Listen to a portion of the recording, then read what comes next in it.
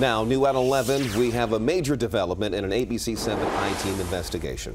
Tonight, an active duty female firefighter breaks her silence and speaks up for young female cadets who allege sexual harassment at the DC Fire and EMS Training Academy. As we first reported, the department is looking into allegations of sexual harassment directed at female cadets.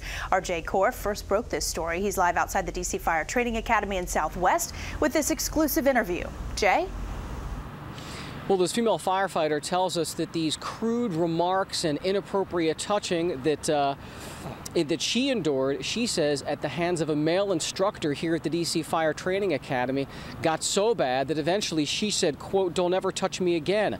Well, that instructor has been reassigned to another firehouse in a different part of town. I want people to know that it's not right, especially the young girls. Fearing retaliation, this female DC firefighter asked us to protect her identity, so we'll call her Susan.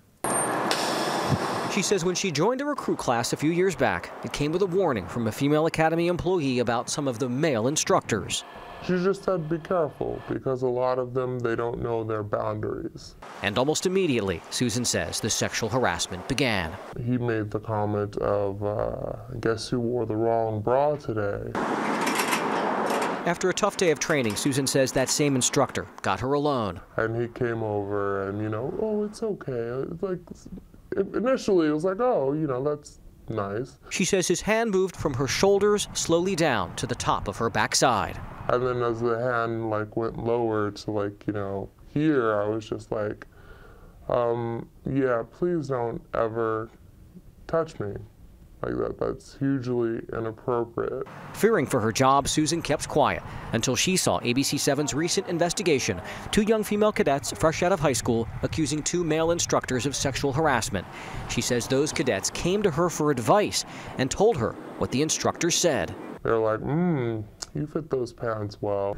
It's absolutely shameful. It's shameful. It's disrespectful. And this male firefighter says he also felt compelled to speak out, saying he's aware of cases in which superiors intimidated female firefighters into not filing complaints. I know of 2 issues firsthand where issues of sexual harassment or harassment towards women have been basically brushed under the table. They're babies, and so for them to speak to them like that and, just make any sort of sexual comments toward them is just disgusting.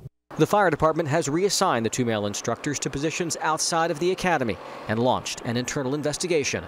But when we approached Fire Chief Kenneth Ellerby in February, he insisted the alleged harassment was not sexual in nature. What we believe happened was more some inappropriate language and touching, not of a sexual nature, but the matter made the young ladies uncomfortable. That is sexual harassment, and that's kind of the problem. And it's still going to continue as long as, the fire chief doesn't do anything about it. A fire department spokesperson declined comment about the status of the latest alleged harassment investigation. We should point out, though, that spokesperson did say something revealing. He said that the department provided additional training for staff to address concerns regarding inappropriate conduct toward colleagues. This spokesperson continued by saying, and I quote, "A female instructor has been placed at the academy to train cadets." Live in the district, Jay Korf, ABC 7 News.